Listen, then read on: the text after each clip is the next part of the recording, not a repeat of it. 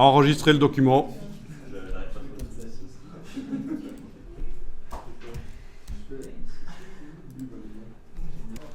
Alors, vous prenez le curseur texte et vous... Non, je veux dire l'outil texte, qu'est-ce que je raconte? Oui, le curseur texte, ok. Vous cliquez dans le bloc et vous avez, voilà, ça clignote. Et vous tapez CATS, point d'exclamation, extraordinaire.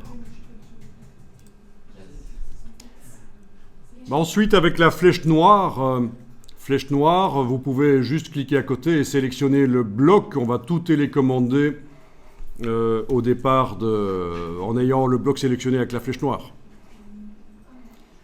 Première chose à faire, centrer horizontalement le mot. Et pour ça, on va utiliser la palette paragraphe, menu texte paragraphe. Oui, si on avait l'outil texte activé dans la palette des outils, on aurait ça aussi dans la barre contrôle, mais bon. Voilà la palette paragraphe. OK. Texte paragraphe. Et on centre horizontalement le texte. Voilà, il est là.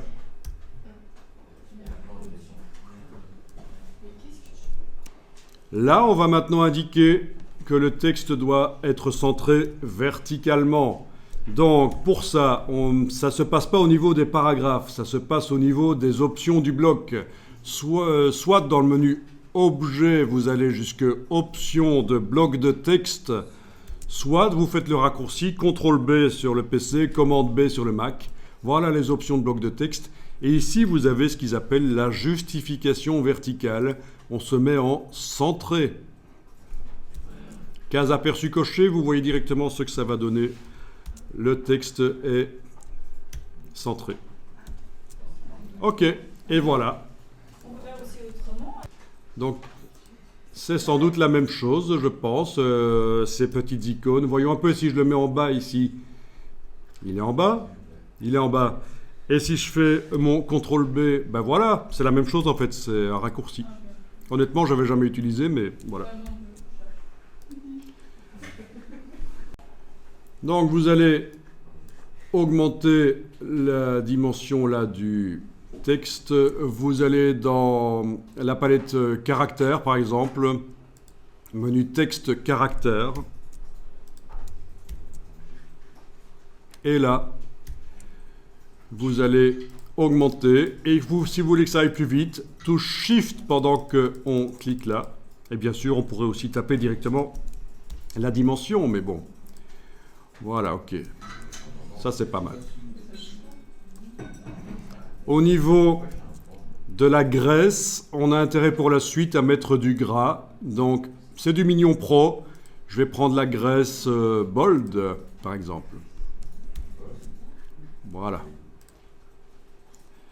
Et il est possible que sur PC, il n'y ait pas les variantes pour le Minion Pro, donc il faudra peut-être changer la police de caractère aussi et prendre un truc épais, genre Arial Bold ou Arial Black, parce qu'on va mettre des effets spéciaux et ça fonctionnera mieux si le texte est épais.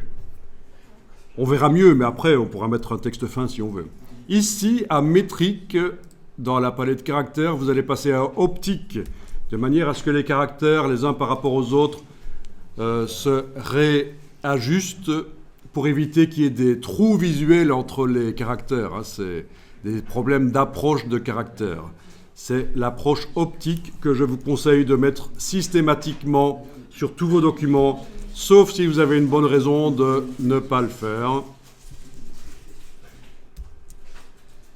Vous avez l'approche ici globale. Voilà, vous pouvez tester. Quand il y a plus d'espace, c'est souvent plus élégant. Mais à vous de voir, à tester. Et on pourra encore aller modifier après, bien sûr.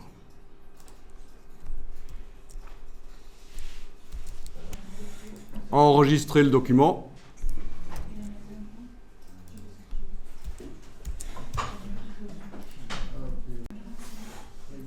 Voilà, on va revenir un peu plus tard sur ce bloc, mais ici, on va pouvoir faire ceci.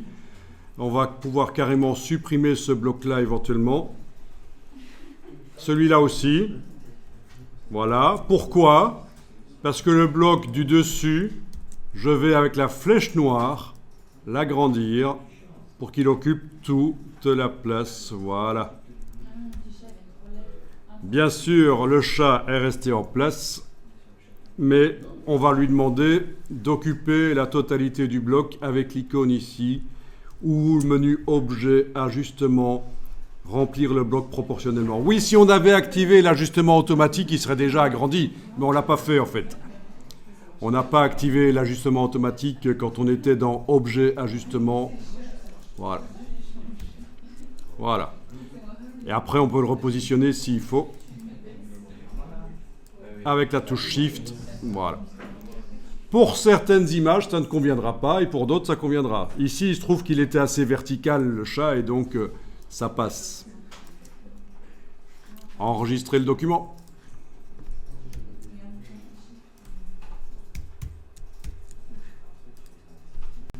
Après, bien sûr, vous pourrez faire d'autres tests, notamment ici, si je supprime le bloc là et que j'agrandis celui-là et que je fais ceci, donc voilà, repositionner, on va pouvoir faire des tests. C'est pas évident, celui-là, ce sera pas évident. Ce sera pas évident, donc j'annule, parce que l'image ne s'y prête pas. Voilà. J'ai fait du CTRL-Z, du commande Z plusieurs fois. Impossible de montrer cette image correctement dans un bloc horizontal comme ça.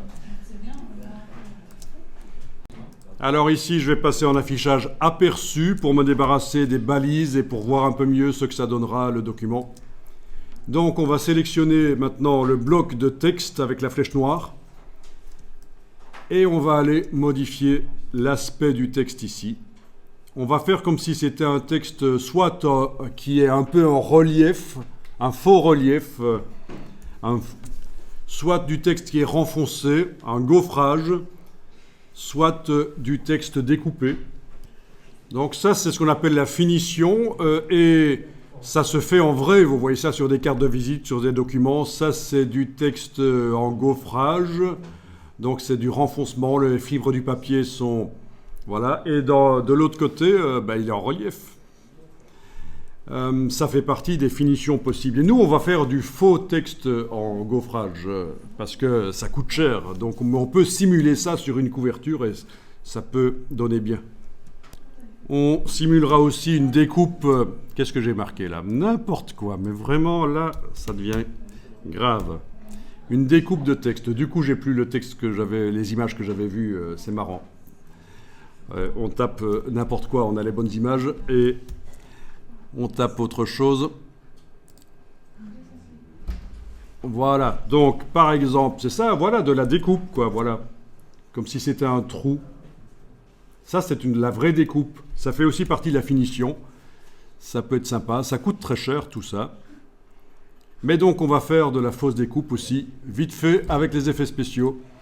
Donc on y va. Menu Objet, Effet, Transparence. Objet, Effet, Transparence. Donc votre bloc est sélectionné avec la flèche noire et vous êtes allé dans Objet, Effet, Transparence. Et là, vous avez... La transparence, en fait, n'est que la porte d'entrée vers tous les effets. Vous avez la possibilité d'agir sur l'objet, c'est-à-dire le bloc, soit le contour, mais il n'en a pas, soit le fond du bloc, soit le texte. Ici, on va choisir texte.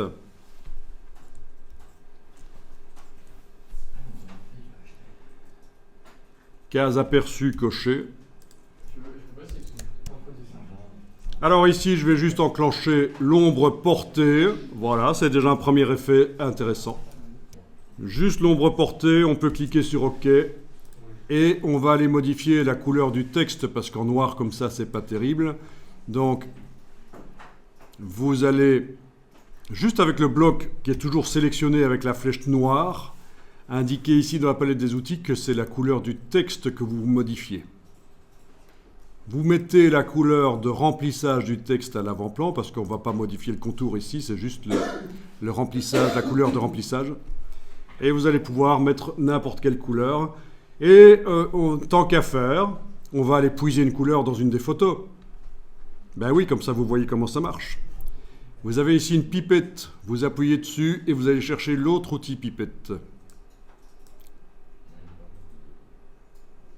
Vous enfoncez la touche Alt et vous cliquez sur les images en gardant la touche Alt enfoncée et vous voyez que vous êtes en train de puiser la couleur là où vous cliquez.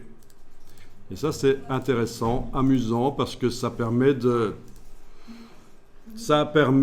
de prendre une couleur pour le texte qui forcément va bien s'accommoder, s'intégrer dans la composition globale parce que elle vient d'une des photos, cette couleur du texte. Donc je vous rappelle, c'est la pipette ici, avec la touche Alt enfoncée en permanence quand vous cliquez sur les photos, c'est pour la forcer à rester en mode de prélèvement, parce que quand on n'enfonce pas la touche Alt, elle est en mode application. Vous voyez, ça c'est une pipette remplie. Avec la touche Alt, c'est une pipette vide, elle prélève. Enregistrer le document.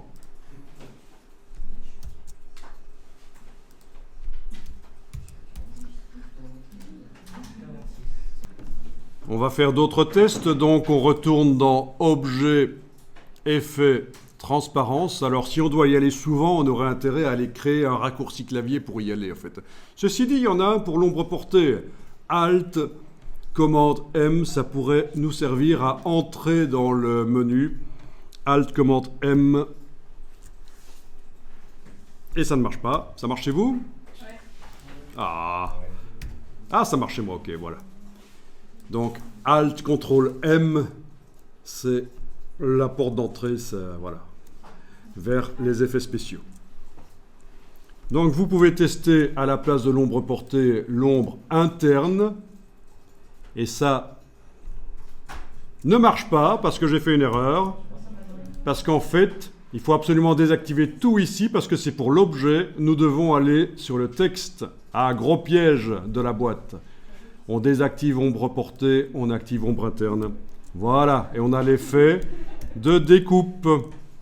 Bon, il se trouve que ça donne pas mal comme ça, mais sinon, tous les paramètres ici sont modifiables.